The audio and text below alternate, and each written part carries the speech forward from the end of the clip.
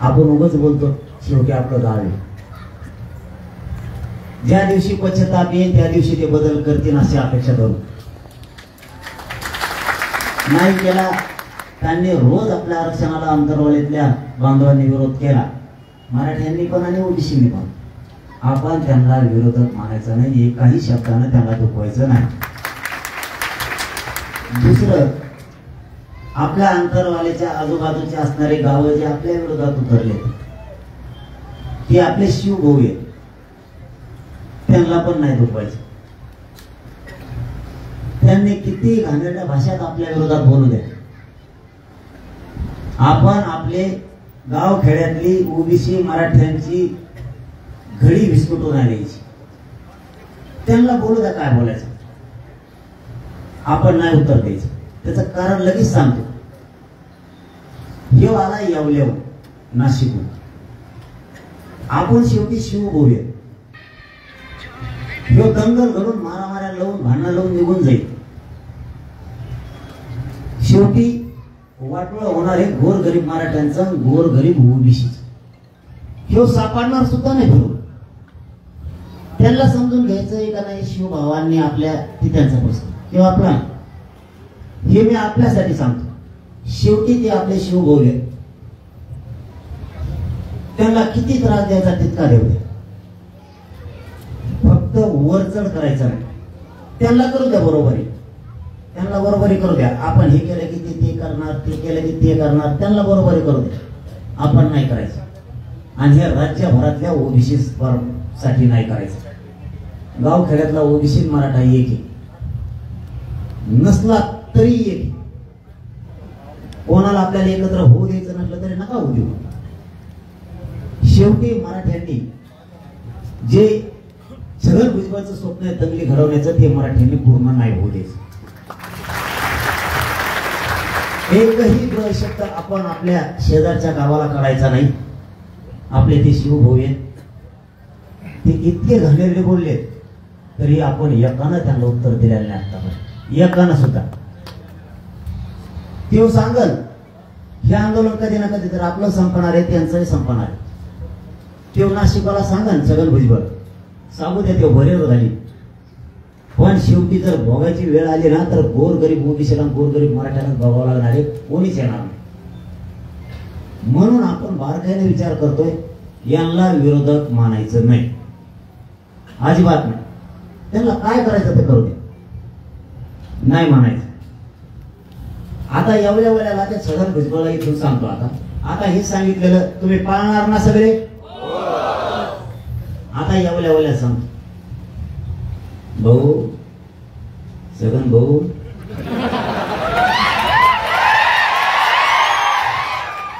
तो असा हिंगा जेरी तो आमच्यात काढी लावतोय. मी तो या लय पुढचा आहे. तू बळत माथारा झाला, रक्त जळलं तो अंगातलं म्हणून. बेट्या तो जर टांगा उलटा नाही बांधला तिथून पुढे भांडणं लावतो. ओबीसी मराठ्यात, गोरगरीब धनगर बांधवात आमच्यात भांडणं लावतो, निघून जातो. तू किती डाव टाकले, मी नाही यशस्वी होणार. छगन भुजबळ तुम्हाला एक सांगतो, तू जितकं करशील तितके मग मराठी एक व्हायला लागले. इतका फायदा व्हायला लागला तो आम्हाला, माझ्या समाजाला. तो आकाडी केली तर आमचे लोक बांबूच घेऊन निघत. बापाचं ठोकले घे मोठा फोटा ठोकी. तुला कसं कळना, मला काही कळण, तो एवढं वय झालं. तो इथं येऊन आमच्या शिवाय शेजारी आमच्यात काडी लावली, मोकळा झाला. अख्खे महाराष्ट्रातले मराठी एक झाले. किती सोपं झालं मला. कमून कळा, तुम्ही जितकं करता तितका सामाजिक होतो. परत सांगतो, ते जर गार पडले ना आपलं गार पडत. तुझे जेव्हा म्हणा किती कमी, आमचे किती होते. त्यांनी 30-35 जण पडेल, गळेल, गुळेल गोळा केले आणि ते आपल्या विरोधात आता काम करते. आणि आता आपले फोन यायला लागलेत. मला एक पत्रकार बांधवाने प्रश्न विचारला, तुमचे फोन करते जणू रातपासून. म्हणलं कालपासून, रातपासून नाही. ते म्हणते हम आहे तुम्हारे साथ. म्हणलं आहे तर चलन देऊ मग जात काय. म्हणजे मराठीचे एक झाले कोणामुळं? त्यांनी केली शाळा, त्याने केलं ओपन, त्याने ओपनला केलं माझ्या संगीत केलं आणि लागलं कागद वाचायला. कागद पुढं घेतलेला, तलवार शेतील दरबारे नामका झाले आणि तलवारी घासा. आता ते म्हणला तलवारी घासा गंजलेल्या मराठी तैड झाली. आहे का नाही काही गरज आहे त्याला उकरून भांडणं आणायची? सुईना चला ना. त्यो जितकं करेन तितका मराठी एक व्हायला लागला. त्यो जितका करेन तितका. माझी तुम्हाला हात जोडून विनंती सगळ्या, आपल्याला नाही हरायचं.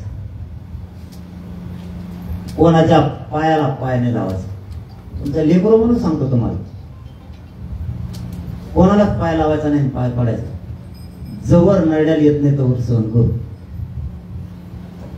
निवडणुकीत काही लोक म्हणले होते निवडणूक होईस तर संयम धरा. धरला टेनी. निवडणूक झाली की केलं सुरू. तसं आपण बी आंदोलन संपलं तर संयम धरा. बघू, आपण बी बघू. नाविलाज सुरुवात आपल्याकडून नको आहे. गाव खेड्यातल्या एकाही ओबीसी बांधवाला त्रास घेऊ नका. एकाही. त्यांनी देऊ द्या म्हणलंय मी तुम्हाला. त्यांना देऊ द्या काय द्यायचं. कारण छगन भुजबळला दंगल घडून आणायची. कारण त्याचं तसं आहे. लगेच सांगतो, एक 10 मिनिटं वेळ घेतो. कारण मला अंग थरथर कापायला लागलं. एखाद्या दिवस मला पुन्हा हॉस्पिटलला जावं लागतं. काकायची अंगात पुन्हा आग व्हायला लागली. मी नाही खोटं बोलत. शरीर नाही साथ देत मला, खरं सांगतो मी तुम्हाला. त्याने किती डाव टाकले, त्याला दंगल घडवायची आणि आपल्याला नाही होऊन द्यायची. त्याचं कारण सांगतो. आपलं स्थगित केलेलं आंदोलन आहे. किती महिने झाले? 10 महिने झाले आपलं आंदोलन सुरू आहे. आपलं स्थगित केलेलं आमरण उपोषणे आपल्याला परवानगी नाकार. आपल्या शेजारी का दिली त्यांच्यावर नाही बसणार आपण कधी. छगन भुजबळने एवढा दबाव आणला, त्यांना दिली. त्यांना देऊ नये म्हणते नाही आपण. याला काय म्हणते? जातीवाद नाही म्हणतं काय म्हणते? हे छगन भुजबळचे मराठ्यांच्या विरोधात डाव सुरू. ना आपला विरोधक ओबीसीचा कुठला नेता आहे, ना धनगर बांधवांचा कोणता नेता आहे. सगळ्या मराठ्यांना ओबीसी दंगल घडवण्याचं, जातीय तेढ निर्माण करायचं काम करत असेल तर फक्त एकटा छगन भुजबळ, दुसरं कोणीच नाही. त्याच्यामुळे त्यांनी किती काही केलं तरी आपण नाही आणि कधी हटणार सुद्धा नाही. मी काय चूक करतो मला सरळ सांगा. तुम्हाला आरक्षण असून तुम्ही इतकी एक झाला, तुमचे भांडण करायची तयारी आहे. आरक्षण असून आम्हाला न मिळवून देण्यासाठी भांडण करायची तयारी. मग मला एक सांगा, आम्हाला नाही म्हणल्यावर आम्ही किती तयारीत असतो?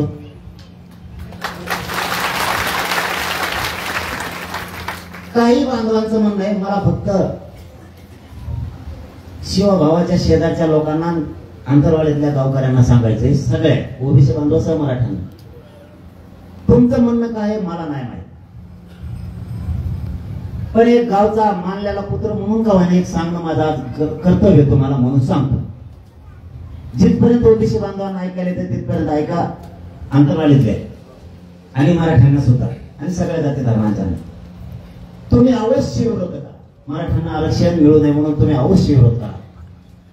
मराठ्यांकडून तुम्हाला कसलाही विरोध होणार नाही, प्रशब्द काढला जाणार नाही. आंतरवाली सुद्धा आणि आंतरवालीच्या बाहेर फक्त जे सत्य आहे ते स्वीकारा. सांगतोय ऐकायचं तर ऐका, पटलं तर पटून घ्या, नसेल पटायचं तर नका पटून घ्या. ओबीसीला आरक्षण 1967 दिलं म्हणजे स्वातंत्र्य मिळाल्याच्या नंतर. हे फक्त मी आंतरवाली आणि परिसरातल्या शिवभावांसाठी सांगतो. ऐका नाही तर नका ऐकू, सांगणं माझं कर्तव्य. स्वातंत्र्य मिळाल्याच्या नंतर ओबीसीला आरक्षण मिळालं 1967. राहिलेल्या ओबीसी नाही मिळालं 1990ला. हे झालं तुमचं. आता सांगतो आमचं. 1884 म्हणजे 150 वर्षापूर्वी मराठ्यांचं ओबीसी आरक्षण. तुम्ही आधी का आम्ही आधी? तुम्ही आधी आरक्षणात नसून तुम्हाला आमच्या नंतर दिलं गेलं तरी आम्ही विरोध केला नाही. ओबीसीला का आरक्षण नाही म्हणून. उदाहरणार्थ या गावात 5 एकर जमीन आहे, ती आमची मराठा बांधवाची. पण तुम्ही काय म्हणाला, ती आमची, तुला नाही देत. याला एकच भांडण घेतलं म्हणतात का नाही म्हणत. तुमची तुम्हाला राहू द्या, तुमच्या जमिनीला आम्ही हात लावित नाही.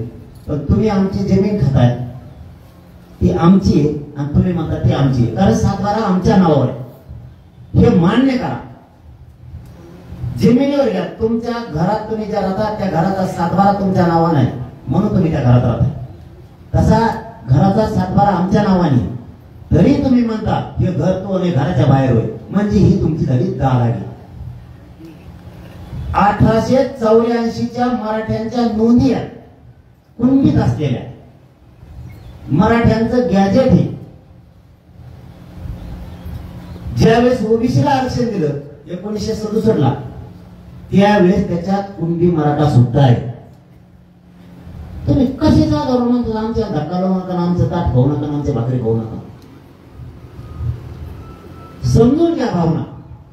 कोणता तरी नेता सांगतोय म्हणून आपण काहीतरी बिघडायचं आणि रोष व्यक्त करायचा. शेवटी एकामेकाच्या दारावर एकमेकांना आपल्याला हसलेले चेहरे बघायचे एकमेकाचे. एकमेकाच्या गल्लीतून जाताना एकमेकाला चालता चालता रामराम घालत जायचे. एकमेकाच्या शेतातून जाताना एकमेकाला रात्री काय अडचण आली तर एकमेकाने एकमेकाच्या मदतीला तांब्याभर पाणी घेऊन पळावं, ह्या भूमिकेत आपल्याला राहायचं. आम्ही तुमचं घेत नाही, तुम्ही सगळ्यात आधी हे समजून घ्या. तुमच्या आधी 150 वर्षापासून आरक्षण आमचं, फक्त आम्हाला माहित नव्हतं ते हाई. आता माहित झालं.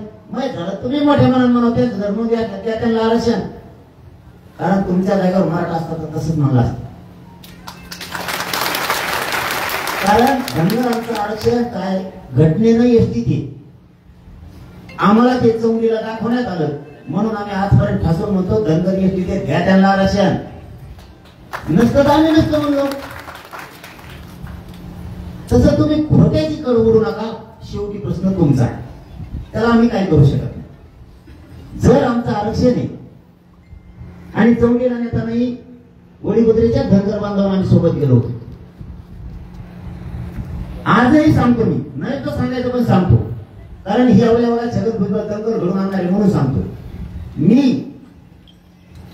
गोदापट्ट्यावर प्रेम करतो पण जे आंतरवाडीचे शिवा भावाचे गाव आहेत त्यांच्यावर सुद्धा करतो. कसं करतो ते तुम्हाला मुद्दाम सांगतो. वाढू द्या 10 मिनिटं, गरज आहे आता.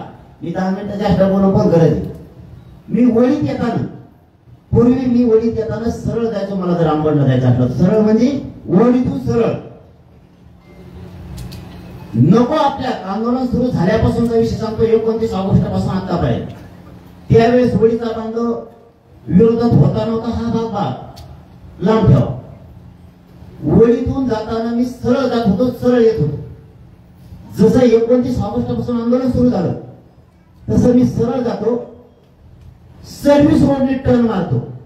जर इकडे जायचं असतं बीडकडे जर, आणि इकडे जायचं असलं तर इकडून टर्न मारतो, पण वडीतून जात नाही. त्याचं कारण सांगतो. गैरसमज होऊन एक जातीवाद वाढवतो. वाकडत बघितलं, गाडीचा धक्का लागला, आपले मन दुखता कामा नये, कारण आपण शिवभाऊ आहेत म्हणून. हुरावर नाचत मी नाही, मला हुरावर बळत नाचता येत नाही. आपल्यात मन आहे. साताळावर आला आमच्या हुरावर चालायला लागला. आपले एक मन आहे खेड्यात, तसल्या वागणाऱ्यातला पट्टीतला मी नाही, त्या पट्टीत वागणारा मी नाही. नसता तुम्ही धडक येतात म्हणल्यावर मी धडक जात तिथे. समजून घ्या. मी का नाही जाणार धडक, तुम्ही धडक येतात म्हणल्यावर मला ते नाही करायचं. तुम्ही आंदोलन उभा केलं, तुम्हाला अधिकार आहे. नाही होत दाखवलं आहे कसं, नाही दाखवलं आणि दाखवणार मी नाही, आयुष्यात नाही. मी एक प्रामाणिकपणा आज बोलतोय. तुम्हाला तर काय कमेंट करायचं, काय टिप्पण्या करायची तुमचा धंदा, तुम्ही मला जे सत्य सांगायचं होतं ते मी सांगितलं. डर फिर नाही, त्याला माणुसकी म्हणते. डर फिर नाही, त्याला माणुसकी म्हणते. की नाही, शेवटी एखाद्या चुकीमुळे त्यांच्या किंवा आपल्या शिवाभावात कायमची नाराजी आयुष्याची पसरू नये. म्हणून पाय फुकून वागतो, पाय फुकूनच चालतो. पाऊल टाकताना सुद्धा विचारच करतो. ही माझी पहिल्यापासूनची भूमिका आहे, आजच नाही. मी आडमुठ्यावर कधीच वागत नाही येईपर्यंत. पण त्याचा ऐकून आपले गाव, आपला समाज एकजूट राहायला पाहिजे, एकत्रित राहायला पाहिजे, एकमेकाला विरोध नाही केला पाहिजे.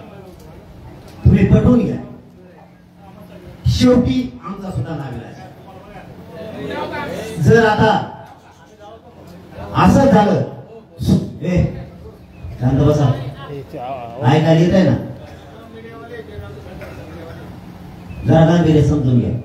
मी किती तरी सांगतो. शेवटी आता आपल्या लोकांना विचार करायचा, कोणत्या भूमिकेत राहायचं. तुम्ही एक पट करता, हे दुप्पट करतील, हे सुरूच राहणार. मग आम्ही हटत नाहीत, हे मात्र खरं. कारण तुम्हाला खरं मान्य करावं लागणार.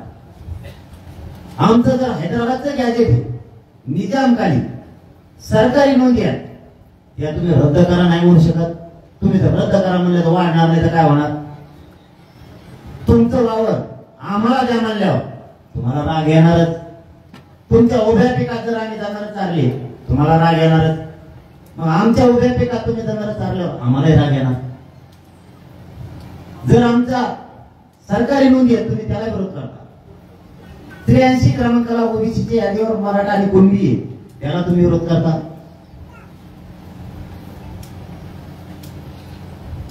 आमचं बॉम्बे गव्हर्नमेंटचं गॅजेट आहे, त्याला तुम्ही विरोध करणार. सातारा संस्थांचं आहे, त्याला करणार. कोणची भूमिका आहे? आम्ही कोणता जातीवाद करायला लागलो? तुम्ही किती मिरवणुका काढल्या, त्याबद्दल आमची कधी नाराजी असण्याचं कारण ती त्याचा अधिकार करा. मराठ्यांनी त्यांच्या घुसायची काही गरज नाही. हे आंदोलन मराठ्यांचं आहे, अंतरवालीचं हे सुरू राहणार. कोणी सोबत असला आणि नसला तरी हे सुरू राहणार. काय घटनामध्ये झाल्या गेल्या त्या सोडून द्या.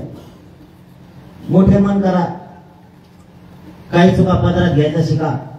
आणि जातीसाठी मी प्रचंड अपमान सहन केला, प्रचंड. माझ्या उभ्या आयुष्यात मी जे शब्द ऐकले नाही ते शब्द ऐकले. फक्त जातीसाठी मी अपमान पचवला, गिळला सुद्धा. करू दे अपमान. कोणी काही बोलतं, कोणी मीडियात बोलतं, कोणी शाजूकपणानं बी बोलतंय. 1.5 दिवसातच प्रश्न विचारला, त्याचं उत्तर बरोबर मराठ्यांच्या आंदोलनाच्या बाजूने देण्याऐवजी त्याच्या सोयीचं कसं द्यायचं, त्याची बाजू कशी सावरून घ्यायची ते द्यायचं. प्रवक्ता असल्यासारखं सत्ताधाऱ्यांचं बोलायचं, लय हुशार असल्यासारखं सगळं आंदोलन तेच चालित असं. अरे करोडो मराठ्यांच्या हात आहे त्या आंदोलनामागे ते चालित येत. तू कोण आणि मी कोण? धोरणात राहा. शेवटी जातीचा प्रश्न आहे, लय उचकू नाही. लय प्रसिद्धीच्या हवासापोटी एकदा जर लागली प्रसिद्धीची सवय तर माणूस इतका हवा तोडतो, काय बोलतो कळत नाही. पण शेवटी समाजाच्या अन्नात विष नाही काढलं पाहिजे याचा विचार झाला पाहिजे. शेवटी समाज मोठा आहे, शेवटी समाज मोठा आहे, लय मोठा आहे. या समाजाची बरोबरी नाही करू शकत तुम्ही, इतका मोठा आहे. एवढ्या मोठ्या समाजाच्या खिलाफ जाणार. केल्या चुका मान्य करा आणि सोडून द्या. केल्या चुका मान्य करा आणि सोडून द्या. गावावरच्या मराठ्यावर सुद्धा संकट आलंय. अस्तांशाने तर भाषाने. केल्या चुका सोडून द्या, मोकळे व्हा. मोठे मन दाखवा. आम्ही दाखवले. ज्याने आमच्या आयामायला घोडे लावले त्यांना सुद्धा आम्ही जवळ केलं. नको जातीचं कारण कुठं लावून धरतो, कोणता तीर मारायला निघाला, निघू नको. शेवटी जातीशी नको बेमानी, जातीशी बेमानी नको, समाजाची बेमानी नको. कारण काही मिळणार नाही आपल्याला. त्यातून किती लांब हात घातला तरी राखच निघणार आहे बाहेर. समाजाच्या विरोधात गेला, समाजाच्या बाजून राहिला तर हात घातला की सोनच निघत. काही मिळणार नाही, शेवटी शून्य असणार आहे. आज असेल पाठीवर हात, आज असेल पाठीवर मायावर फिरायचं, आज असेल शक्ती, पण शेवटी शून्य हातात लागन. सगळ्यात बलाढ्य शक्ती फक्त जातीत आणि मराठ्यात. ही शक्ती कोणतं सरकार नाही रोखू शकत, कोणचं एवढे. यांनी झाडाबद्दल तर चांगला नाही झाला तर आपल्याला काय आपण लढणारच. त्याला आपला नाविलाज. शेवटी त्याचाच ऐकून यांना काही करायचंच असेल महाराष्ट्रातल्यांना, त्याला आपला नाविलाज. पण आपण होऊ द्यायचं नाही, काही झालं तरी नाही होऊ द्यायचं. आता सगळ्या स्वैराच्या अंमलबजावणीचा विषय. आपल्या मागण्यात पहिल्यापासून मागच्या पण बाईट काढा. मला दिवस द्यायचा नाही, मी समाजाच्या पुढे गेलेलो नाही, समाज बी माझा. पहिल्या बाईट काढून बघा. आपण पहिल्यापासून म्हणतोय 83 क्रमांकाला मराठा आणि कुणबी एकच आहे आणि 2004चा मराठा आणि कुणबी एक असलेला जिया दुरुस्त करा आणि मराठा आणि कुणबी एकच आहे, सरसकट आरक्षण द्या. हीच मागणी आहे पहिल्या दिवसापासून. 2004चा जिया दुरुस्तीसाठी अर्जुन खोतकर साहेब मुंबईत गेले होते. जुन्या आठवणी आणून देतोय तुम्हाला. केला नाही, मान्य केला नाही आपण, ते त्या दुरुस्ती झाली नाही म्हणून. म्हणजे आपली मागणी आहे. काय असतं,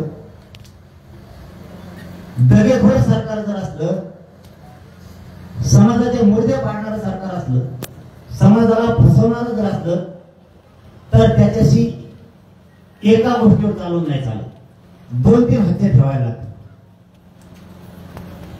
म्हणून आपण सगळ्या स्वैराच्या मागणी बरोबर मराठा आणि कुणबी एकच ही मागणी केली. हैदराबादचे गॅजेटची केली, सातारा संस्थान, बॉम्बे गव्हर्नमेंटचं संस्थान गॅजेट आणि 83 क्रमांकाला मराठा आणि कुणबी एक ही मागणी कायम धरलेली सगळे स्वैराची. आता त्यात काय जे बैठका आहेत का ते पडल्या नाही, बैठका नव्हते. चंद्रकांत पाटील दादा कवाच बैठकी नाही, एका भिंग्यात तुकार बघितलं ते जाणी. ते म्हणत आता शेवराज देश साहेब म्हणले बोलू नका, ते काय म्हणते दादा, चंद्रकांत दादा म्हणते ती जी अधिसूचना काढली, मान्य झाली, तेव्हाच माघारी गेली. तुम्ही होता का तिथं? नाही. तुम्हाला त्यातलं काय माहित आहे का? नाही. आणि तिथेही सांगितलं होतं ही व्याख्या आम्हाला मान्य नाही, तुमची तुम्हाला ठेवायचं तर ठेवा, आबकडं करा. ठीक आहे म्हणजे आबकडं करू आपण, आमची ही व्याख्या आम्हाला पाहिजे. म्हणजे तुम्ही पलट्या मारायला लागला. आता मी पहिल्यापासून सांगतोय आमच्या व्याख्याप्रमाणे घ्या, आमची व्याख्या तुम्ही घ्या ना. ठीक आहे म्हणजे घेतो आम्ही. प्रत्येक वेळेस सांगतो सगळ्या स्वैराची व्याख्या आमच्या व्याख्याप्रमाणे घ्या, सगळ्या स्वैराची मागणी, तर अंमलबजावणी करा, नाही तर करू नका. सरकारला एकच सांगतो मी आज अंतरावली, मी 13 तारखेपर्यंत बोलणार नाही, पण एवढं सांगणं गरजेचं आहे कारण ते काल बोलले म्हणून. तुम्ही जर पलट्या मारल्या, तुमच्या सरकारने पलटी केलं म्हणून सांगायचं.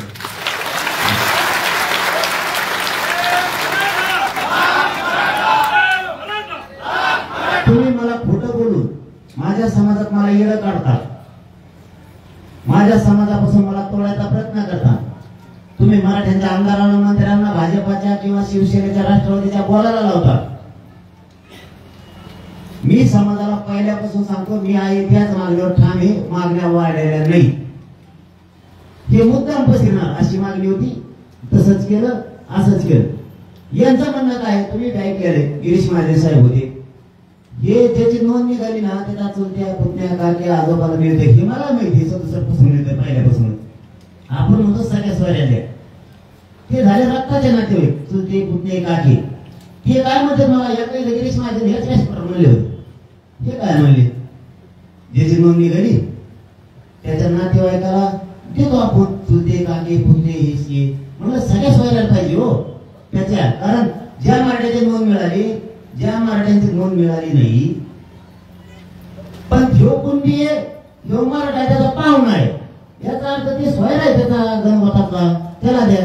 आणि मग तुझी सोयराच आहे ना, याची नोंदणी कधी, ही त्याचा चुलता, ही त्याचा पुतण्या, हिला झालेली ती. म्हणून तुमच्या चुलते आणि पुतणे गावापासून सोयरे झाले. चुलता पुतना लग्न करता एकामेकासंग.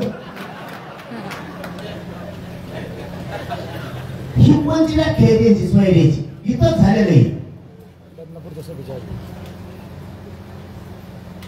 आपण म्हणतो सगळे सोयऱ्यांना सुद्धा द्या.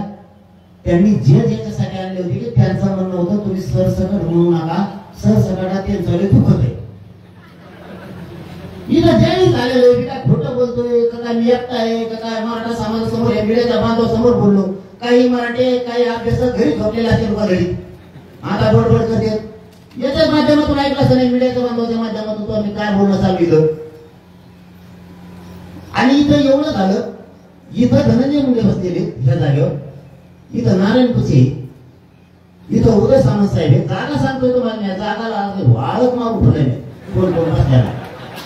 इथं कोपऱ्यात बच्चू साहेब आहे, इथं न्यायमूर्ती गायकवाड साहेब आहेत, त्यांच्या शेजारी दुसरे न्यायमूर्ती आहेत, त्यांच्या पाठीमाग संतोष यादव आहे, त्यांच्या पाठीमाग याच्यावर टेबलावर ओपर ठेवून मंगे चिवटी ओपर ठेवून इथं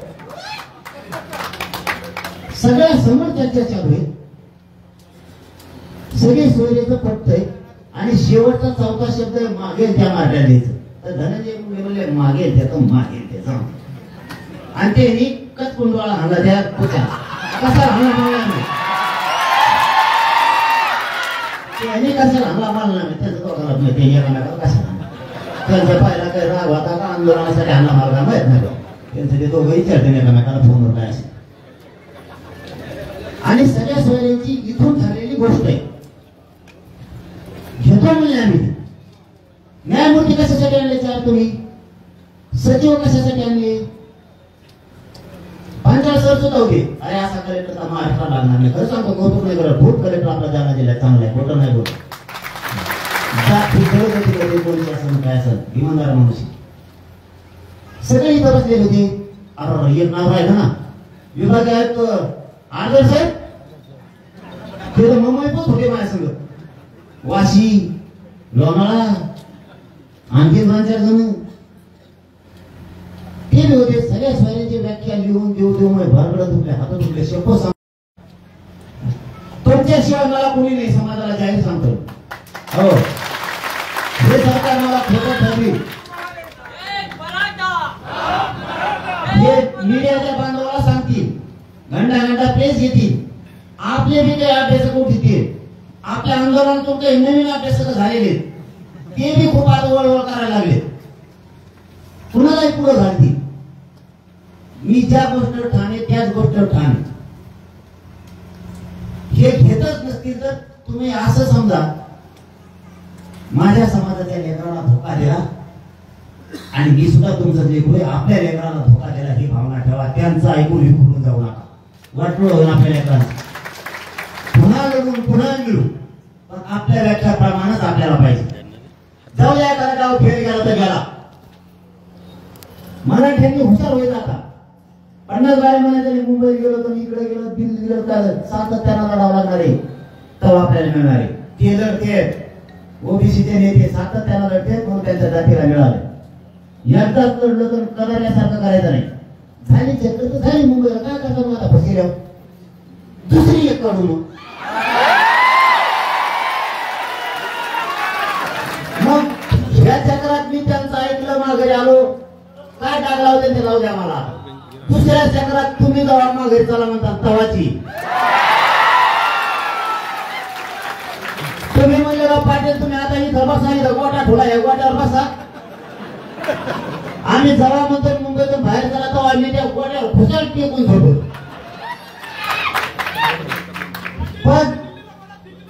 पण त्यांनी जर सांगितलं माझ्यावर उलटाने, मग आजचा दिवस आपल्यासाठी खूप महत्वाचा आहे. मला हॉस्पिटलला जावं लागणार आहे, कारण खूप त्रास व्हायला. तरी सांगतो आजचा दिवस आपल्यासाठी महत्वाचा. यांनी माझ्याविषयी असे डाव टाकतील, कदाचित एखाद्या तुमच्या वेळेस बी टाकतील. मग मी असंच म्हणायचं का तू चुकीचा आहे? माझ्याकडून एखादी चूक झाली तर मला दूषित धरण्यापेक्षा मार्ग काढून पुन्हा लढू. छत्रपती शिवरायाला आता नाही एखाद्याच्या 10 पावला मागे सरकारले, एखाद्या वेळेस तह केला असेल किंवा काय केलं असेल पुन्हा जाऊन आणि लढली. एखादी चूक झाली एखाद्या सैन्याकडून, मी सैनिकच आहे तुमचा फडक्यात मुलगाच, पण हटलो नाही, कोणाच्या हुकायला शिवलो नाही, कोणाच्या चहाला शिवलो नाही, कसलाच लाजणार नाही. आणि मरणाच्या शेवटच्या घटका मोजायची वेळ आली तरी तुमच्याच कायाशी मरण पण तुमच्याशी गद्दारी करणार. यांनी बरोबर हेरलाय, आता डाव टाकलाय. मराठ्याला आरक्षण कसं मिळून द्यायचं नाही. एकीकडून ओबीसीची टोळी उठली वरची आणि एकीकडून सरकारनं सांगायला सुरू केलं सगळ्या सोयऱ्याची पहिली अंमलबजावणी झाली, काय करायची गरज आहे आता. पण नातेवाईकाला पहिलं दिलेले ते चंद्रकांत दादा म्हणले फडणवीस साहेबांनी मागत दिले सगळ्या सोयऱ्याची याची अंमलबजावणी आपल्या नातेवाईकाच्या. मग आम्हाला माहित नाही कधी दिली, मग एकाची नोंदणी केली की सगळ्याच निघत, त्याचा आजा पंचा चुलता पुतणे काके आत्या सगळ्या येत आम्हाला माहिती. अरे आपलं ठरलंय काय, सगळे सरसकट मागणी आमची. बघा मागणी बदलली का मग आपली सरसकट. तू म्हणले ते झाले, तू होता भाऊ सरसकट नको गिरीश महाजनच म्हणले. हा मला जाऊ द्यावा, मग दुसरं काय म्हणले सगळे सोयरे. तरी धनंजय मुंडे साहेब चतुरी एवढं म्हणी आयला हे सगळे सोयरे म्हणले, ज्याची नोंद सापडे त्याच्या सगळ्या सोयऱ्यांना म्हणलं एक एक मराठी तुम्ही सापडे महाराष्ट्र क्या नाही. आणि म्हणलं मग सरसकटला दुसरं कोणी जाऊ, दुसरं काय मग सगळ्या सोयऱ्याच आहे त्याच्या, कारण एका मराठीत अख्खा महाराष्ट्र नात आहे. आणि म्हणलं मग एकूण एकच झालं. आणि म्हणलं मग ते त्याने हे घे कोणतं घ्या. आता सगळ्या सोयऱ्या जर तुम्ही फसिलं उद्या समस्या सुद्धा होती. तुम्ही जर सगळ्या सोयऱ्यात फसवून आमची व्याख्या नाही दिली, ती अंमलबजावणी आम्हाला मान्य नाही. आमच्या पहिल्याच मागणीवर ठाम आम्ही सरसकट मराठ्यांना कुणबी प्रमाण काय करणार.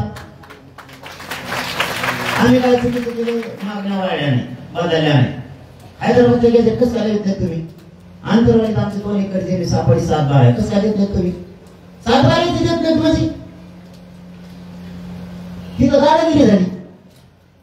त्याच्यामुळे यांनी वेगळे वेगळे डाव टाकून ही करणार आहे. आणि ही अंमलबजावणी जर त्यांच्याच व्याख्याप्रमाणे झाली आपल्याला मान्य नाही, गुलाल फिराव करायचा नाही. 100% सरकार काहीतरी आणणार आहे आता सापडून, येडं वाकडं काही पण येडं वाकडं कळत आहे. मला काय व्हायना पाची पकडा नाही काय होत. त्यामुळे त्यांचं ध्यान आलं याला आता बदनाम करून संपवणार. तुम्हाला बदनाम करणं किंवा मला बदनाम करणं म्हणजे आपल्या जातीचं वाटोळ होणे.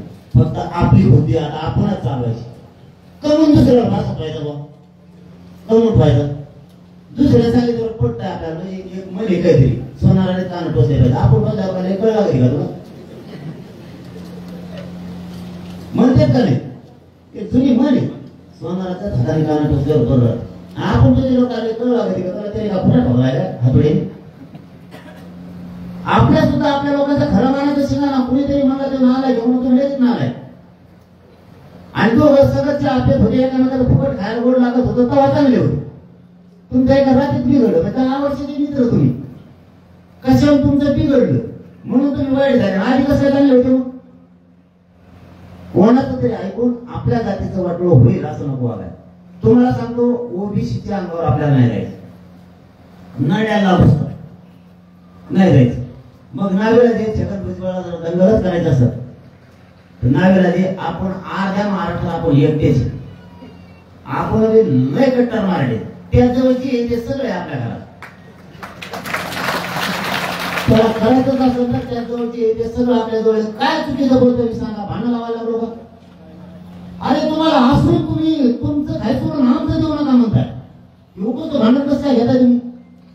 आता मला वावर नाही समजा, मी म्हणतो हे वावर मग हे मला आहे का उपराला भांडण घेणं देण्याचं नाही का. दांड घेणं गुढी पडायचं नाही का म्हणून येतो ना तुमच्या अंतरवाडी मला वावर नाही राहिला. मी आता जातो धुणकात आसपास हिमत चालला काय. अरे तुम्ही म्हणता बोल तरी तू त्या पोत नाही फोन करता घराला म्हणते उलट टांग आले मला हाणायला म्हणणार का नाही रे. काय राव तुमची माणुसकी जिवंत नाही राहिली. आमचं आरक्षण आणि आम्हाला सांगायचे कसले बी डबडे डुबडे काय गावाचा अभ्यासाचे मला सगळं माहिती. त्यांना वेळा केलं तो कोण आहे रे मला सगळं माहिती. मी फक्त तुम्हाला विरोधक मानत नाही, मानायचं नाही. मला कधीच मानायचं नाही आणि मला आयुष्यभर मानायचं नाही. मी शब्द दिलेले ते पाळतो. हो पाळणार आणि पाळणार सुद्धा. मुस्लिमांना धनगरांना मराठ्यांचं आरक्षण मिळाल्याच्या नंतर आमचा ज्वलंत प्रश्न आहे कसे देत नाही ते बघतो. या शब्दावर मी ठाण काही करू झालं कोण म्हणून आपल्या कोण काय बोलत म्हणायचं आपल्याला ते आपल्या विरोधक नाही येतात मानायचं ते आहे. किती पत्ते गोळा करून द्या त्याचा बरोबर माझा पत्ता काढतो त्याची काळजीच नका करू. मी खरं फक्त इथून पुढे सोशल मीडियावर खूप लोक भिडणार आहेत, द्वेष पसरणार आहेत, आरक्षणाच्या बद्दलच्या खोट्या माहित्या पसरणार आहेत. म्हणजे मराठ्याला वाटलं पाहिजे मराठी मागते ते आरक्षण नाही वाटतं हे सांगते तेच हे टाकून. कारण खाली ते नाव टाकी देत मग काम पीएचडी करल्यावर काही कुंकडे नाव टाकी देत माझ्याचा देश मी त्याचा देश. लोकांना थोडं खरं वाटतं काही खरं नाही यांचं काही सांगून नाही तो आम्हाला. कारण शेवटी आता वेळ आली आपला बाबड्या म्हणायची नाविलाज दुसऱ्याचा बाबड्या म्हणतो ते आपलं बसलं हागलं पण हे घेऊन चाललं मांडी तोडून घेऊन चाललंय. त्याच्यापेक्षा आपला काळ आहे त्याला नाविलाज आपला. म्हणून आपल्या पुढं खूप संकट सोशल मीडियाच्या माध्यमातून उभा करतात. आपल्या जातीच्या पुढं संकट उभा केले. जातीच्या लोकांना शान व्हा हुशार राहा आरक्षण मिळवायचं. कोणी आपल्या नोंदी रद्द करू शकत नाही. कोणी मराठ्यांना ओबीसी आरक्षणापासून नाही रोखू शकत. एवढंच सरकारने पलटी मारल्यामुळे थोडं जास्त लढावं लागलं. मग आता 42 वर्ष नव्हतं 10 महिन्यात ह्या टोकाला आणलाय आपण. 10 महिन्यात गावाची गावं निघत आणखी नवी इमानदार नसतो हे देऊ शकलो नसतो. जातीशी प्रामाणिक नसतो तर हे बी मिळू शकलं नसतं. काही का व्हायना माझ्या शक्तीप्रमाणे माझ्या वयाप्रमाणे मी काय मला थोडंफार खालीच वाढा लढू लागलो. मला गेलो नाही कुटुंबावर संकट आलं गेलो नाही माझ्यावर आलं गेलो नाही माझ्या अंतरावर आलं गेलो नाही माझ्या मराठ्यांच्या लाखो मराठ्यांच्या पोरावर आलं तरी गेलो नाही. आत्महत्या झाल्या तरी गेलो. माग सरकार नाही सरकारने जे ते डाव टाकले तरी हटलो नाही. कारण होतं हे मिळणार होतं हे मिळत आणले आपण. फक्त आपण कमी नाही आपल्याला बरोबरी नाही करायची त्यांच्यासाठी बरोबरी नाही करायची. हे असलं की हे पाहिजे हे असलं की ते पाहिजे माझ्या बघायच्या आनंदाने काही करू द्या. जो पर्यंत सहन होतोय तो पर्यंत आपल्याला नाही वाटत नाही जातीवाद होऊ द्यायचा. आणि हे गाव वैयक्तिक अंतरवाली गाव इथं तर ओबीसी मराठी एकमेकांना अजिबात बोलायचं. हे गाव पवित्र झाले गाव चांगले गाव मोठं आहे. विचार फक्त मोठे ठेवा दोन्ही जातीचे ओबीसी आणि मराठी पण विचार मोठे ठेवा. तुमच्या लेकरांना मिळाले तुमच्या ताटात आम्ही घेतले तुमचे भाकर फिकर घेतले आमची तुमच्या आधी 150 वर्षापूर्वीची हे फक्त मान्य करा. वाद फाद काय होत कायच होत तरी पण शेवटी आपलं गाव आहे. इथं जास्त तणाव नको जास्त त्रास नको म्हणून दोन्हींना पण समजून घ्या. जास्तच करत राहिला तर मराठ्यांचाही नाविलाज होतोय विनाकारण. कारण शेवटी आपण एकमेकाला हे गेल्याच्या नंतर सांभाळणार आहे आणि असताना सुद्धा सांभाळणार आहे. गाव हेच महत्वाचं आहे. नेता हे महत्वाचा नाही. ते लय लांबरात होईल तिकडं येणार सुद्धा नाही. इकडे जर गोरगरीब मराठ्यांचे गोरगरीब ओबीसीचं जर वाटलं झालं ना कोणी नाही येणार. म्हणून सगळ्यांनी जर सोयीला घेतलं ठीक आडमुड्याच्या भूमिकात उतरला नाविलाज त्याला नाविलाज. म्हणून मी तुम्हाला पुन्हा सांगतो आपल्या मागण्या वाढलेल्या काही त्याच्यात राहिले प्रामाणिक तर ठीक. जर उलाटले पुन्हा मुंबई समन्वय आपण ठरविलं आणि नंतर बाहेर येऊन सांगितलेलं मी मनात ठरवलेलं नाही. आता काही वेळ आली किंवा सरकारने तुम्हाला जवळ केलंय म्हणून मला एकट्याला खोटं ठरवू नका, बदमाश होऊ नका, गद्दारीचा शिका लागून येऊ नका. तुमचं आमचं पटत नसल नका पटू दे, पण खरं बोला जातीसाठी. कारण त्यावेळेस सगळ्यांना विचारले केले, काही सरकार कोण असते बोलते नाही नाही असं ठरलंच नव्हतं. आता तू सरकार गेलो तू कशाला बसीन आमच्या. आणि हे प्रत्येक नेत्याशी 42 वर्ष झालेल्या सरकारने काम करणाऱ्याला जेलात काढलेलं आणि समाजानं ते मान्य करायचं नाही. इथून पुढे ते खरेदी धरायचे, आपली जात आपल्या जातीचे लेकर खरे धरायचे. इथून पुढे झाली एखाद्या आधी चूक आमच्याकडून तर सोडून द्या, त्यांच्याकडून झाली तरी सोडून द्या, नव्यानं लढून पुन्हा मिळू. आपल्या मागण्या 4 काम आहेत. 13 तारखेच्या आत मराठवाड्याचं गॅजेट लावायचं. शंभराजी देशा साहेबांनी हा मान्य केलेले ते लिहून नेले तुमच्या समक्ष सांगतो. दुसरं, सातारा संस्थांचं गॅजेट पुरा पश्चिम महाराष्ट्र आरक्षणाचं, बॉम्बे गव्हर्नमेंटचं गॅजेट पुरा पलीकडचा उत्तर महाराष्ट्रातला नाशिकचा मुंबईचा राहिलेला पट्टा आरक्षणाचं. हे सरकारी नोंदी याला 7-12 मध्ये आपल्या भाषेत आपल्या जमिनीवर फक्त कब्जा केला आपल्याला मोकळा करायला लावायचं. हे करीत नसतं आपल्याला उठावं लागणार आहे पुन्हा. इतकं सोपं आहे. आणि 83 क्रमांकाला 67 ला जे आरक्षण दिलं त्याच्या 83 क्रमांकाला मराठा कुणबी म्हणजे मराठा आणि कुणबी एकच. फक्त तिथं कुणबी ही मी तुम्हाला स्पष्ट सांगतो, कारण आंध्रात ठेवायला काही नको, मराठा नाही तिथं. काय कुणबी, कुणबी म्हणजे शेतकरी. बरं त्या कुणबीला काय दिलं तर त्याचा व्यवसाय शेती.